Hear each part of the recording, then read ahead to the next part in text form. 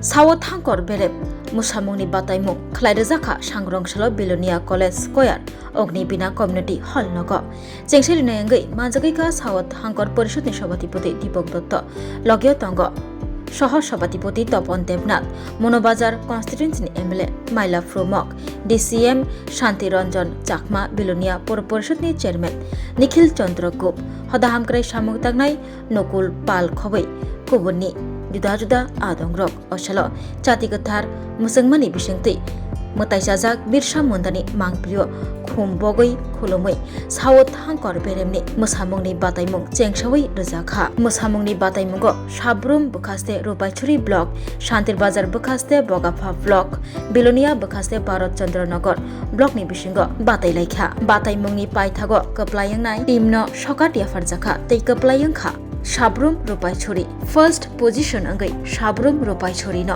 Sokar Yafarka Paimanjangai Naruwairo ধরতিয়াভা তথা ভগবান বিশ্বমুন্ডার জন্মশতবার্ষিকী কেন্দ্র করে ভারত সরকার এবং ত্রিপুরা সরকারের যৌথ উদ্যোগে সারা রাজ্যব্যাপী বিভিন্ন অনুষ্ঠানের আয়োজন করা হয়েছে।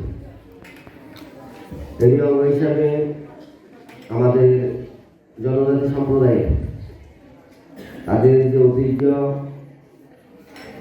তাদের যে নাচ, সেটারও আমাদের এই রাজ্যে প্রত্যেকটি জেলা মহকুমা স্তরে প্রতিযোগিতার আয়োজন করা হয়েছে। প্রথমে মহকুমা স্তরে প্রতিযোগিতা অনুষ্ঠিত হয়েছে। সেখান থেকে যারা ভালো পারফরমেন্স করেছেন তাদেরকে নিয়ে আজকে জেলা ভিত্তিক এখানে প্রতিযোগিতা অনুষ্ঠিত হবে। 3টা মহকুমা থেকে 3টা টিম এখানে আপনারা আজকে প্রতিযোগিতা অংশগ্রহণ করবেন। ভগবান বিশ্বমুন্ডা নিয়ে আমার বিধায়ক বলেছেন, ভগবান বিশ্বমুন্ডা যিনি জনজাতি সমাজের জন্য ভগবান রূপে পূজিত হন, যিনি খুবই অল্প জীবনীতে তার ভারতবর্ষের স্বাধীনতার জন্য উনি নিজের জনজাতি সমাজের জন্য অনেক অবদান রেখে গেছেন। তৎকালীন রাজাদের শাসন এবং শাসনের নামে যে তারা প্রজাদেরকে শোষণ করত, এই নিয়ে তিনি তার সমাজকে একত্রিত করে অনেক লড়াই সংগ্রাম করেছেন। স্বাধীনতা আন্দোলনের জন্য জনজাতিদের অনুপ্রেরণা জাগিয়েছিলেন। তার অল্প মাত্র 25 বছর বয়সের এই জীবনী আমরা স্বাধীনতার পরে আমরা কিন্তু কেউ ওনার প্রতি শ্রদ্ধা নিবেদন করতে আমরা দেখি। জুমের মধ্যে একটা লেবাং পোকার উপদ্রব হয়। এখন জুমটা কি? আমাদের যে আদি পুরুষরা আছেন, আমাদের এখনো জুম পুরানো হয়। আমরা এখনো আমাদের ত্রিপুরা রাজ্যে পাহাড়ে যারা থাকেন তারা এখনো জুম নির্ভর তাদের কৃষি। এখনো পাহাড়ে জুম পুরানো হয়। জুম পুরানোর পরে জুমে যখন মাটিটা তৈরি হয় তখন জমে ধান লাগানো হয়। ধান লাগানোর পরে যখন ধানগুলি একটু বড় হয় তখন এক ধরনের পোকা উপদ্রব হয়। এই পোকাগুলিকে তো মারা সম্ভব না। আমাদের এখনকার যেমন যে কোনো পোকা তাড়ানোর জন্য রাসায়নিক সার প্রয়োগ করা হয়, তখন কিন্তু রাসায়নিক সার কেউ প্রয়োগ করে না। এই যে লেবাং গুমানি, এই যে কাঠি দিয়ে যেটা শব্দ করা হয়, তোমরা দেখবে ঠাক ঠাক ঠাক ঠাক ঠাক এই যে একটা শব্দ হয়, এই যে শব্দটা, এই যে ছোট যে পোকা, এই পোকার হৃৎপিণ্ডে গিয়ে লাগে, এটা সহ্য করতে পারে না। তখনই ওরা ঝাঁকে ঝাঁকে দূরে পালায়। দেখো আমাদের মানে এই যে বিষয়টা দেখো যে এটাও একটা নৃত্য যে লেবাংটাকে মারার যে পদ্ধতি, যে প্রক্রিয়া, সেটা হচ্ছে লেবাং গুমানি নৃত্য।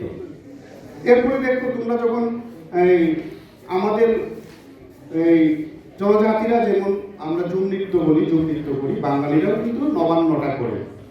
নবান্নটাও ঠিক একেবারে সবটা ধান তোলা থেকে, ধান লাগানো থেকে, ধান তোলা এই থেকে শুরু করে একেবারে গড়ের চালটা তোলা পর্যন্ত, লক্ষ্মী পূজা পর্যন্ত এই নবান্নের প্রক্রিয়াটা থাকে। তেমনি আমাদের যে এই আমরা যে ঝুম নৃত্য যে করি, ঝুম নৃত্যটা কিন্তু সেটাই প্রতিফলন এখানে হয়। তো এই যে ঝুম নৃত্যটা আমরা, তাহলে বিষয়টা কি, এই যে একটা ঝুম নৃত্য, আমি জাস্ট একটা নৃত্যটার কথা বলছি এই কারণে যে একটা ঝুম নৃত্যের মধ্যে আমাদের পূর্বপুরুষরা কিভাবে তাদের জীবনযাপন নির্বাহ করত সেটার একটা প্রতিফলন। সেখানে দেখানো হয় আগুন তৈরির কলা কৌশলটা দেখানো হয়। হ্যাঁ, ঝুম নৃত্যের সময় তোমরা দেখবে আগুন তৈরি করা হয়। আগুনটা আর্টিফিশিয়াল নয়, মেসকাঠি দেশলাই কাঠি জ্বালিয়ে নয়, সেখানে আগুনটা একটা প্রাকৃতিকভাবে দুটো বাঁশের ঘর্ষণের ফলে যে উত্তাপ তৈরি হয়, সেই উত্তাপের থেকে একটা মানে আগুন তৈরি হয় ঘর্ষণের ফলে। এই আগুনটা দিয়ে তখন মানে গড়িয়া পূজা বা যে আগুন যে দরকার, সেই আগুনটা সেখানে কাজে লাগানো হয়।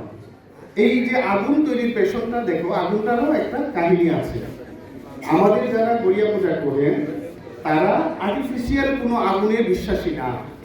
তারা মনে করে যে পবিত্র যদি আগুন, আমাদের আগুনটাও পবিত্র হওয়া চায়। পবিত্র গড়িয়াকে পূজা করার জন্য পবিত্র আগুন দরকার। এই কারণে কিন্তু সেই আগুনটা সেভাবে তৈরি করা হয়। তো এই যে জীবনধারাটা, এই জীবনধারাটা আমরা জানি না। আমরা জানি না যে গড়িয়া নৃত্যটা কি অ্যাকচুয়ালি।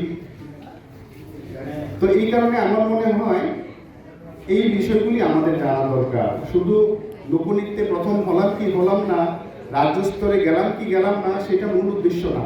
মূল উদ্দেশ্যটা হচ্ছে আমাদের শেকড়টাকে খোঁজা। আমরা কোথা থেকে এসেছি,